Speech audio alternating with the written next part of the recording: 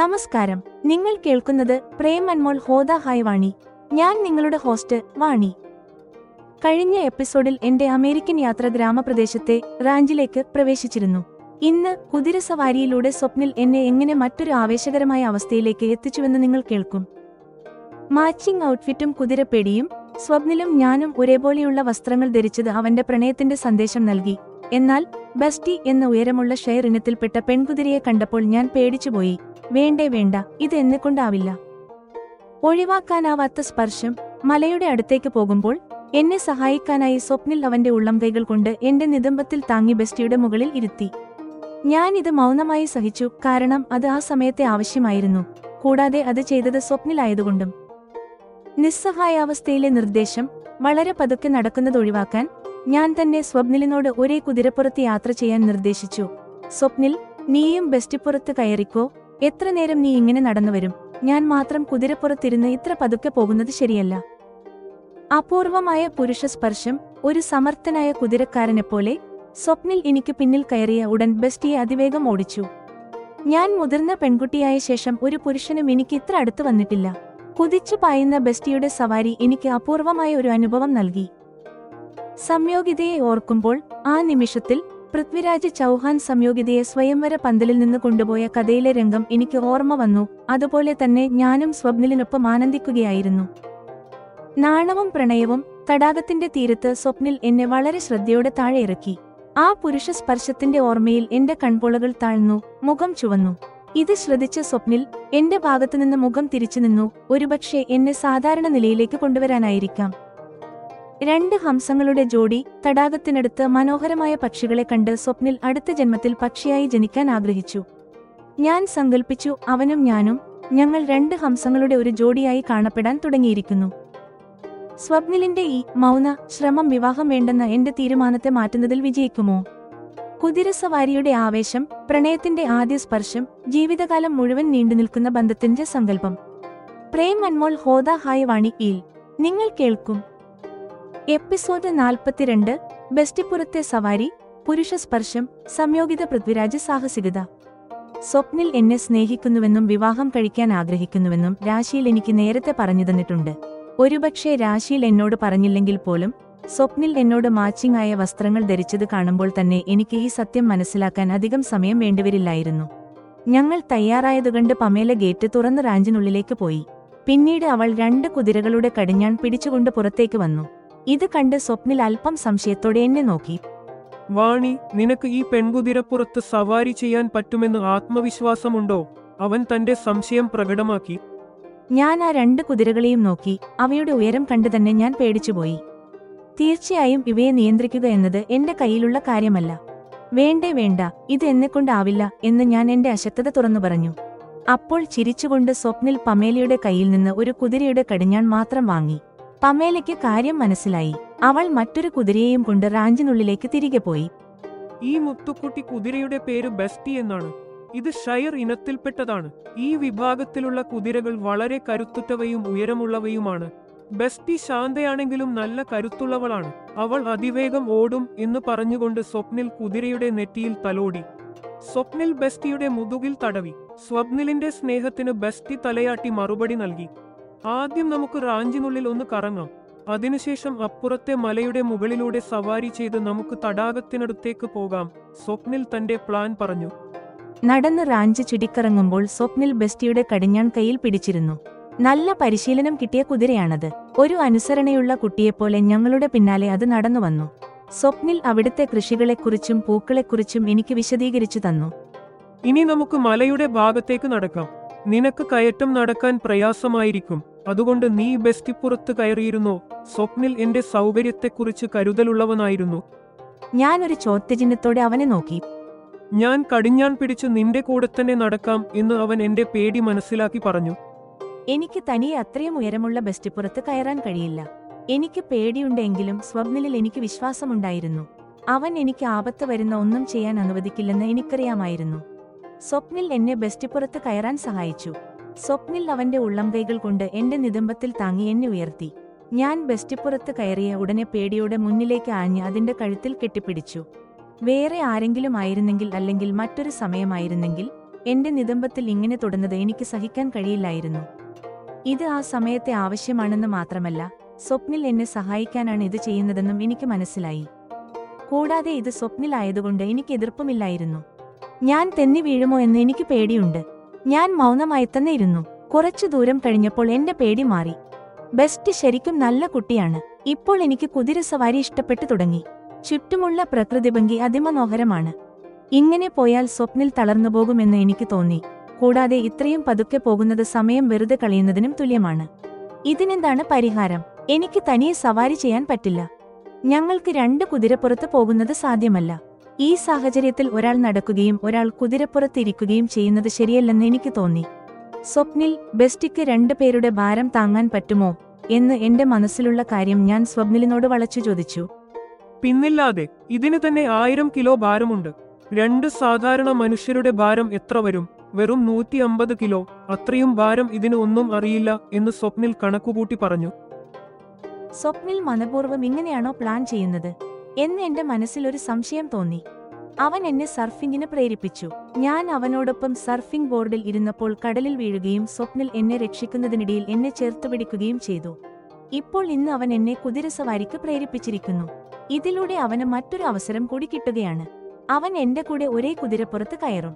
എന്റെ സമ്മതമില്ലാതെ ഒന്നും നടക്കില്ലെങ്കിലും ഇതെല്ലാം വിചിത്രമാണ്. അവൻ ഒരുമിച്ചിരിക്കാമെന്ന് നേരിട്ട് പറയുന്നില്ല. ഞാൻ പറഞ്ഞില്ലെങ്കിൽ ഒരുപക്ഷെ അവൻ അങ്ങനെ ചെയ്യുകയുമില്ലായിരിക്കും. എനിക്ക് തന്നെ പറയേണ്ടി വന്നു. റാഞ്ച് ഉടമയായ സ്വപ്നിൽ എനിക്ക് വേണ്ടി നടന്നുവരുന്നതും ഞാൻ അവന്റെ കുതിരപ്പുറത്ത് ഇരിക്കുന്നതും എനിക്ക് പ്രയാസമായി തോന്നി. ഇത് സ്നേഹത്തേക്കാൾ അന്യായമായി എനിക്ക് തോന്നി. സ്വപ്നിൽ, നീയും ബെസ്റ്റിപ്പുറത്ത് കയറിക്കോ.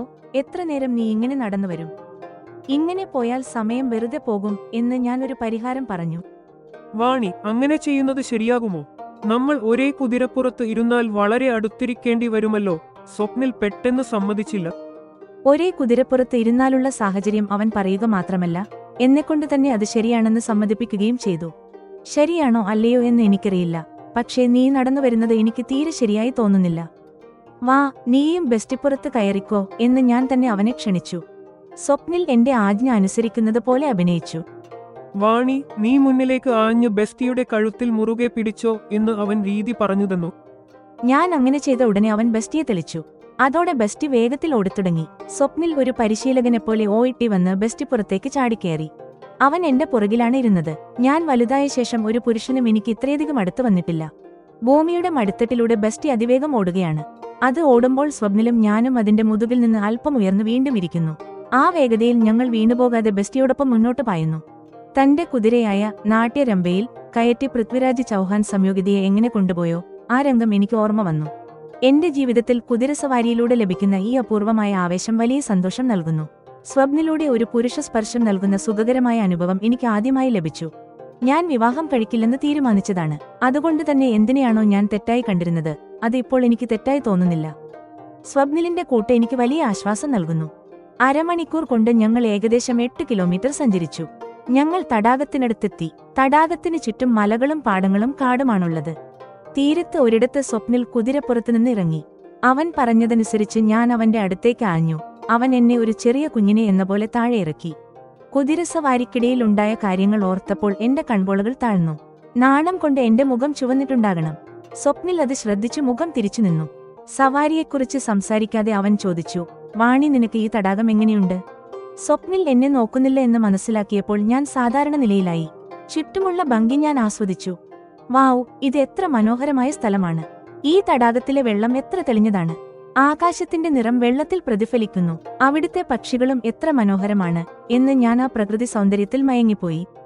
എനിക്ക് ഇങ്ങനെയുള്ള ശാന്തമായ സ്ഥലങ്ങൾ വളരെ ഇഷ്ടമാണ്. ഈ പക്ഷികളെ നോക്കൂ. അടുത്ത ജന്മത്തിൽ ഞാനും ഇതുപോലൊരു പക്ഷിയായി ജനിക്കണമെന്ന് ആഗ്രഹിക്കുന്നു. സ്വപ്നിൽ സങ്കടത്തോടെയും സന്തോഷത്തോടെയും പറഞ്ഞു. സ്വപ്നിൽ പക്ഷിയാകാൻ ആഗ്രഹിച്ചുവെങ്കിലും എന്റെ സങ്കല്പത്തിൽ ഞാനും അവനും ഒരു ജോഡി ഹംസങ്ങളെപ്പോലെയാണ് എനിക്ക് തോന്നിയത്. ജെമിനിയുടെ വികലനവും ക്രിയാത്മക നിർദ്ദേശങ്ങളും. പ്രിയപ്പെട്ട ശ്രോതാക്കളെ, എപ്പിസോഡ് 42 ഒരു സാഹസികവും വൈകാരികവുമായ യാത്രയാണ്. ഇത് കേവലം ഒരു സാഹസകൃത്യം മാത്രമല്ല, വാണി തന്റെ മനസ്സിലെ പേടി ഒഴിവാക്കി സ്വപ്നിലിനോട് അടുക്കുന്നതിനെ കാണിക്കുന്നു. എപ്പിസോഡ് 42 ന്റെ പ്രസക്തമായ വശങ്ങൾ. സ്പർശനത്തിലെ മാറ്റം. സ്വപ്നിൽ വാണിയെ കുതിരപ്പുറത്ത് ഇരുത്തുന്നത് അവർക്കിടയിലുള്ള വിശ്വാസത്തെയാണ് കാണിക്കുന്നത്. എപ്പിസോഡ് 42 അവസാനിച്ചു.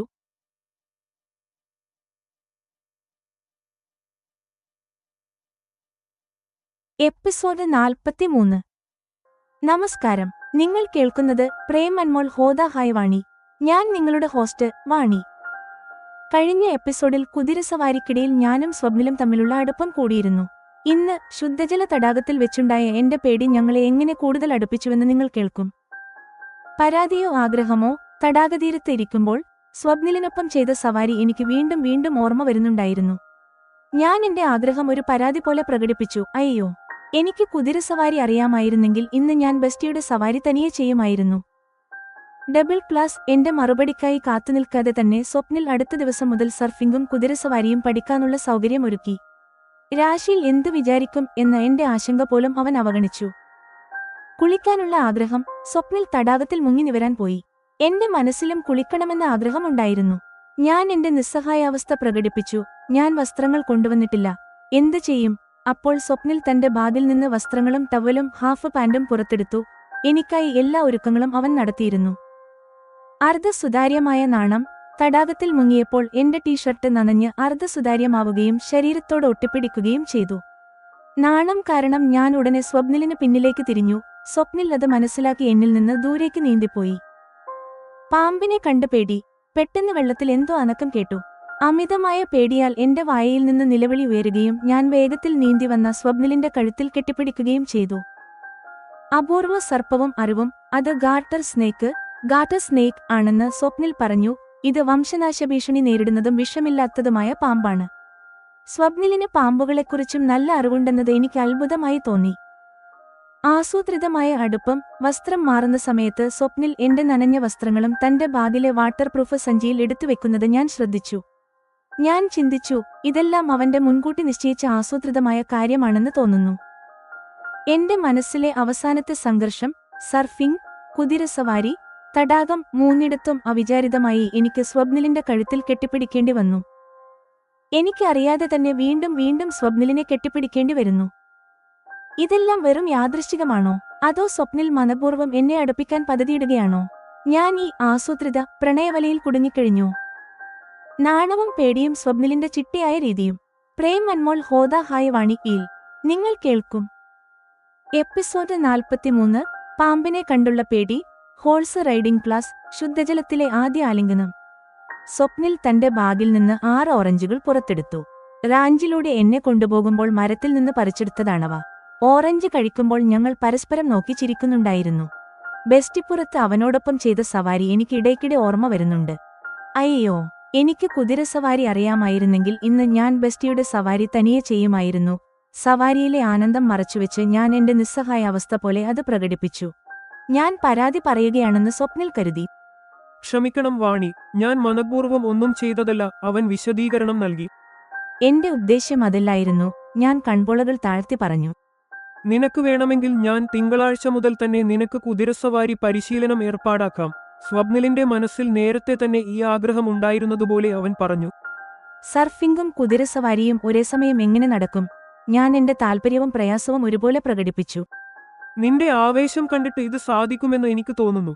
രാവിലെയും ഉച്ചയ്ക്കുമായി നിനക്ക് 2 ക്ലാസുകളിലും പങ്കെടുക്കാം. ഇതിനായി ഞാൻ പ്രത്യേകിച്ച് ഒന്നും ചെയ്യേണ്ടതില്ല. നിനക്കായി ഒരു ട്രെയിനറെ ഏർപ്പാടാക്കിയാൽ മതി. എനിക്ക് നല്ലൊരു ട്രെയിനറെ അറിയാം. അവൻ എന്നെ വീണ്ടും പ്രോത്സാഹിപ്പിച്ചു. സ്വപ്നിൽ എന്റെ മറുപടിക്കായി കാത്തുനിന്നില്ല. അവൻ ഫോണിൽ വിളിച്ചു സംസാരിക്കാൻ തുടങ്ങി. നാളെ മുതൽ എന്റെ സുഹൃത്ത് ലിലി നിന്നെ കുതിരസവാരി പഠിപ്പിക്കും. അവളും നീയും കൂടി കാറിൽ ഇവിടെ വരും. 2 മണിക്കൂർ പഠിച്ച ശേഷം മടങ്ങിപ്പോകും. സ്വപ്നിൽ എല്ലാം തീരുമാനിച്ചു കഴിഞ്ഞിരുന്നു. ഇപ്പോൾ വ്യക്തമായി, ഞാൻ ദിവസം മുഴുവൻ തിരക്കിലാകാൻ പോവുകയാണ്. രാശിയിൽ എന്ത് വിചാരിക്കും? വാണി വന്നു. എല്ലാ ദിവസവും തന്റെ ഇഷ്ടങ്ങൾക്കായി നടക്കുന്നു എന്ന്. സ്വപ്നിൽ എന്റെ ഈ പ്രയാസം മനസ്സിലാക്കുന്നില്ല. ഞാൻ മൗനം പാലിച്ചു.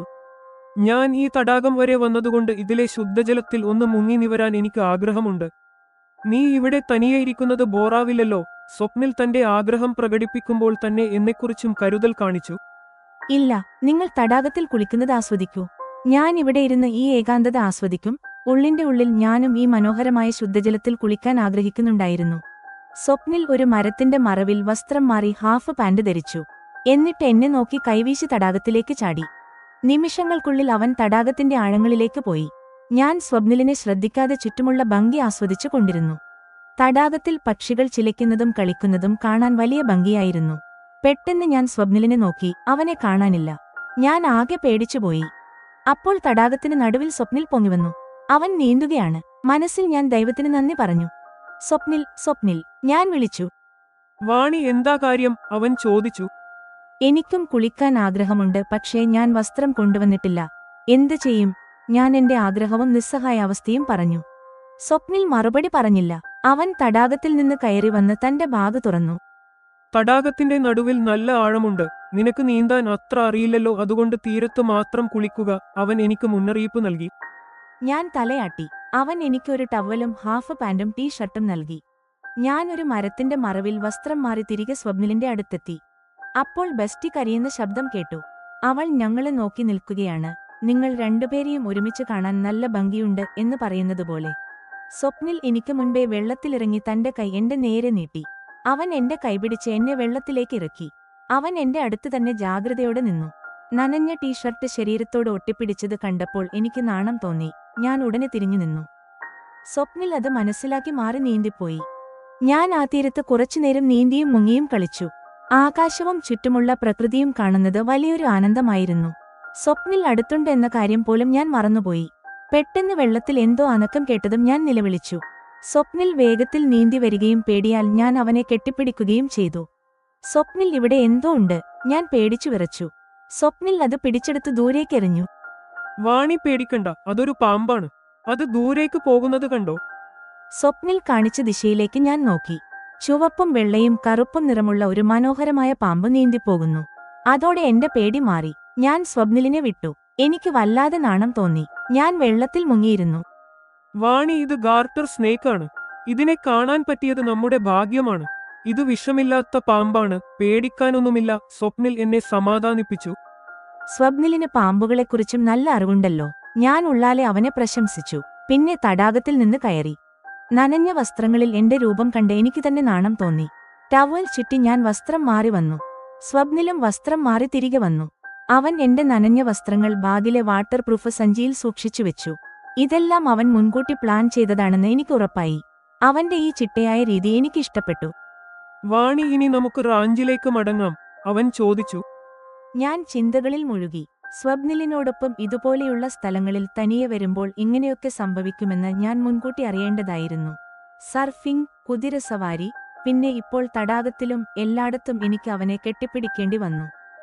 ഇത് വെറും യാദൃശ്ചികമാണോ അതോ പ്ലാൻ ചെയ്തതാണോ? ജെമിനിയുടെ വിലയിരുത്തലും നിർദ്ദേശങ്ങളും. പ്രിയപ്പെട്ട ശ്രോതാക്കളെ, എപ്പിസോഡ് 43 വാണിയുടെ വൈകാരിക യാത്രയിലെ ഒരു പ്രധാന ഘട്ടമാണ്. സ്വപ്നിലിന്റെ സ്നേഹം അവൾ ഇപ്പോൾ ശരിക്കും തിരിച്ചറിയുകയാണ്.